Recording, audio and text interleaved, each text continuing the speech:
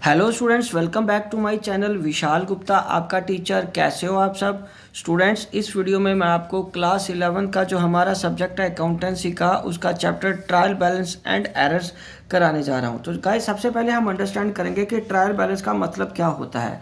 Trial balance बेटा एक statement है showing list of debit and credit balances, ठीक है, taken from ledger balances of all accounts to check the arithmetical accuracy of the entries posted from journal to ledger. मतलब आपको accounting process पता ना बेटे।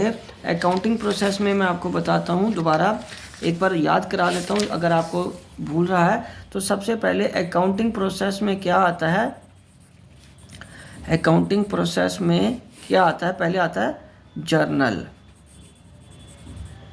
ठीक है बेटे, और दूसरे नंबर पे क्या आता है लेजर, और तीसरे नंबर पे क्या आता है ट्रायल बैलेंस। मतलब पहले हम जर्नलाइज करते हैं, फिर उसकी पोस्टिंग कहाँ करते हैं, पोस्टिंग करते हैं लेजर में, और वहाँ से लेजर के जो बैलेंसेस हैं उसको उठाते हैं, हर लेजर के बैलेंस को, डेबिट क्रेडिट बैलेंस को उठा के ट्रायल बैलेंस में रखते हैं और उनकी एक्यूरेसी चेक करते हैं कि क्या हमने अकाउंट्स जो बनाए हैं वो ठीक बने हैं। क्योंकि एक ट्रांजैक्शन के ही दो आस्पेक्ट रिकॉर्ड हो रहे हैं। कौन कौन से दो आस्पेक्ट रिकॉर्ड हो रहे हैं बच्चों? एक डेबिट और दूसरा क्रेडिट। हम कौन से आस्पेक्ट रिकॉर्ड करते हैं? एक डेबिट और एक क्रेडिट। तो ये चेक करना होता है कि दोनों का बैलेंस है सेम आना चाहिए, दोनों का बैलेंस क्या आना चाहिए, सेम आना चाहिए। क्योंकि किसी भी जर्नल एंट्री में जितना हमने डेबिट किया उतना ही तो क्रेडिट किया होता है। इसलिए ट्रायल बैलेंस का मतलब ये ट्रायल, ट्रायल मतलब कि चेक कर लो फाइनल अकाउंट्स बनाने से पहले कि क्या हमारे अकाउंट्स ठीक बने हैं या नहीं, कोई एरर तो नहीं है, कोई गलती तो नहीं है, ठीक है। As we are passing entries in double entry system, it becomes important and necessary to check the accuracy of debit and credit balances before preparing financial statements, ठीक है बच्चों। उसके बाद objectives, needs and functions of preparing trial balances to ascertain arithmetical accuracy of the ledger accounts, to help in locating errors, to obtain a summary of ledger accounts and to help the preparation of final accounts। ठीक है बच्चे, समझ लग गया मेरी बात आपको? तो ये इंपॉर्टेंट चीज़ें हैं, इसको याद कर लेना आप।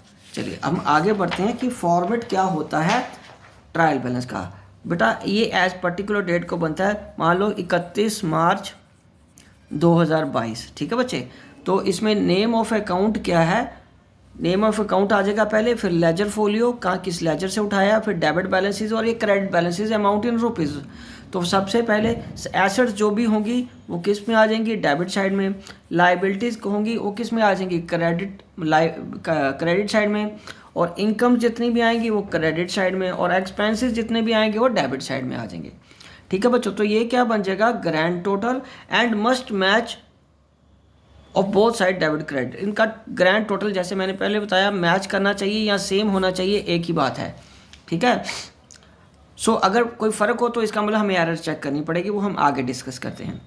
इंपॉर्टेंट, एक इम्पॉर्टेंट नोट ये है, generally closing stock does not appear in trial balance because in most cases it is brought in to account at the time of preparing trading account, ठीक है। क्योंकि इसकी ज़रूरत क्लोजिंग स्टॉक की ज़्यादातर कहाँ पड़ती है, क्लोजिंग स्टॉक की ट्रेडिंग अकाउंट बनाते वक्त जब हम ग्रॉस प्रॉफिट कैलकुलेट कर रहे होते हैं।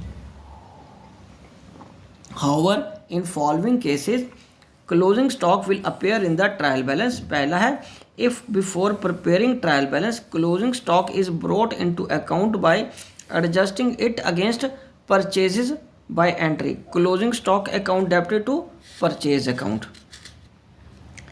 ठीक है बच्चों।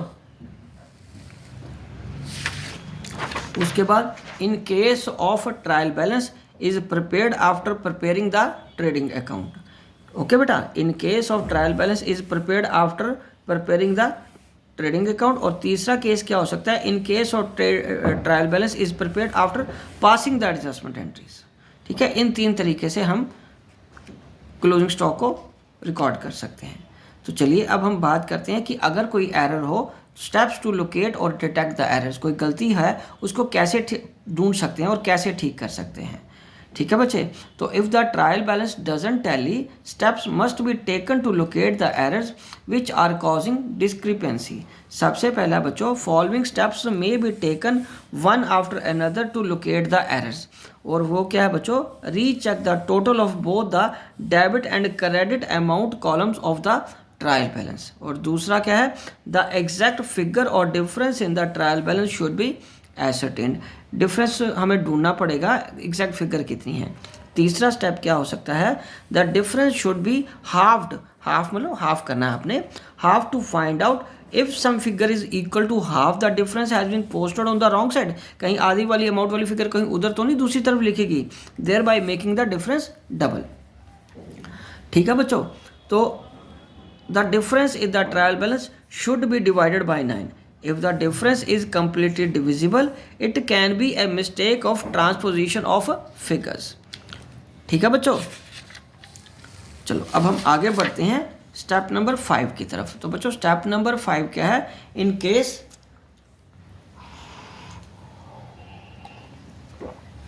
Case the difference is in a round figure से 1 रुपया, 10 रुपये, 100 रुपया etcetera, there will be possibility of wrong totalling or wrong carry forward of the totals of the subsidiary books, or there will be an error in the balancing of an account, hence the totaling and balancing must be checked।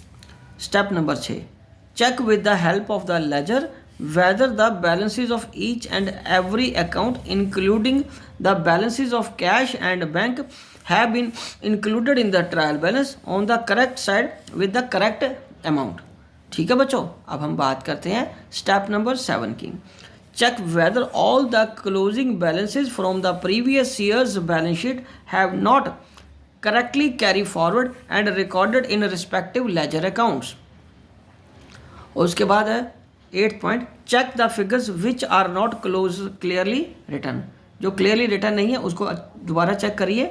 उसके बाद step number 9 में क्या आएगा बच्चे, step number 9 क्या हो सकता है, if there is a difference of a very big amount, it is just possible that the balance of certain ledger account may not have been included। कि कोई एक आइटम आपने लेजर में से फिर इसका मतलब छोड़ चुके हो, मान लो 18 लाख का फ़र्क आ रहा है, 12 लाख का फ़र्क आ रहा है, 7 लाख का फ़र्क आ रहा है, 7,50,000 का फ़र्क आ रहा है, तो इसका मतलब कोई आइटम ही आप भूल गए हो लिखनी। ओके बच्चे, वो लेजर्स अकाउंट पर दोबारा देखना पड़ेगा कि कौन सी आइटम रह गई है। अब हम आगे बढ़ते हैं बेटे स्टेप नंबर 10 की तरफ।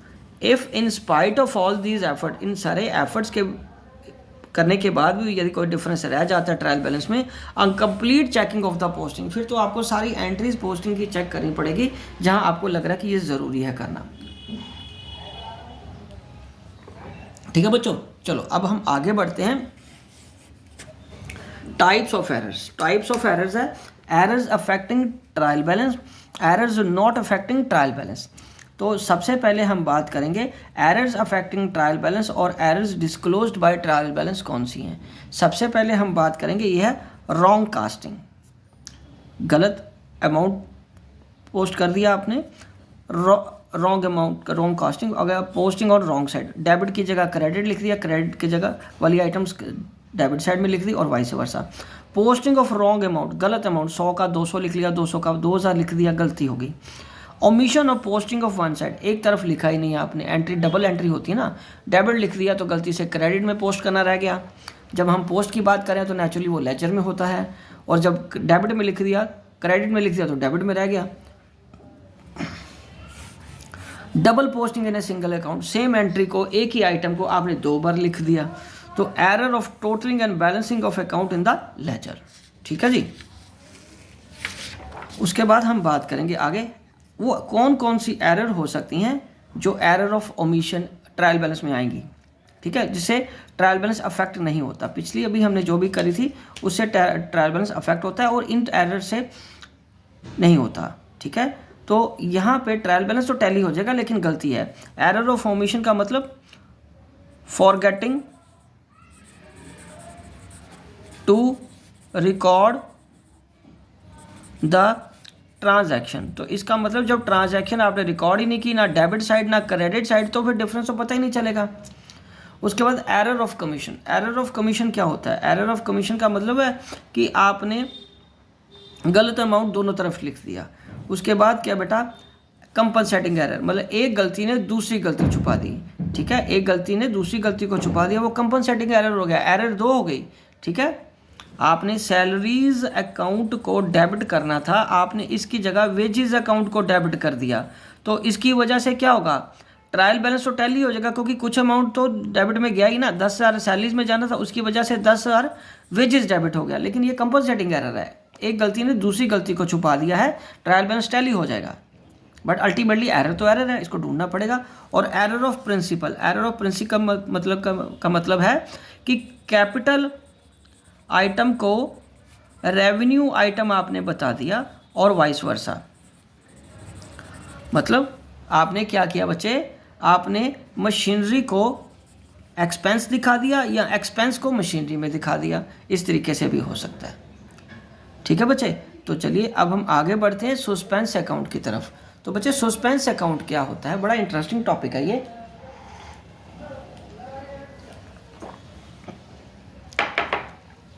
Suspense account, sometimes in spite of the best efforts of an accountant, all the errors are not located and the trial balance doesn't tally, ठीक है। In such a situation, to avoid the delay in the preparation of final accounts, the difference in the trial balance is placed to a newly opened account known as suspense account। उसको क्या बोला जाएगा, suspense account, जहाँ भी फर्क होगा, and the trial balance tallies, और trial balance tally हो जाएगा। If the debit side exceeds, put the difference on the credit side and if by opening suspense account और vice versa। फॉर एग्जाम्पल मान लो ये आप ट्रायल बैलेंस बना रहे हो, यहाँ टोटल आया आपका 9 लाख का और यहाँ आ रहा है 8,90,000 का, 8,90,000 का, तो बड़ा कोशिश करने के बाद भी आपको डिफरेंस नहीं पता चला, तो आप यहाँ पे 10,000 का सस्पेंस अकाउंट खोल दोगे कि जब एरर मिलेगी तब हम ये अकाउंट एलिमिनेट कर देंगे और उस अकाउंट को लिख लेंगे जहाँ भी गलती होगी। तो इसी तरीके से आप क्रेडिट साइड के डिफरेंस को या डेबिट साइड के डिफरेंस को कहीं भी हो तो वो आप लिख सकते हो, ठीक है बच्चे। अब हम इसी के साथ ये टॉपिक कंप्लीट हो गया। तो जो भी बुक आप फॉलो कर रहे हो तो उस बुक को आप एक बार उसमें से प्रैक्टिकल प्रॉब्लम ज़रूर करिए, और उसके बावजूद भी अगर आपको कोई दिक्कत आती है तो आप कमेंट बॉक्स में मेरे को अपनी क्वेरी सेंड करिए, मैं उसका सूटेबल रिप्लाई आपको ज़रूर दूंगा। तो इसी से के साथ मैं ये वीडियो कंक्लूड करता हूँ और ये चैप्टर भी कंप्लीट हो गया। आई होप कि आपको अच्छे से समझ आ गया होगा। आप इसी तरह मेरे चैनल को सब्सक्राइब करके वीडियोज़ देखते रहिए और अपना कोर्स कंप्लीट करते रहिए। Wishing you good luck.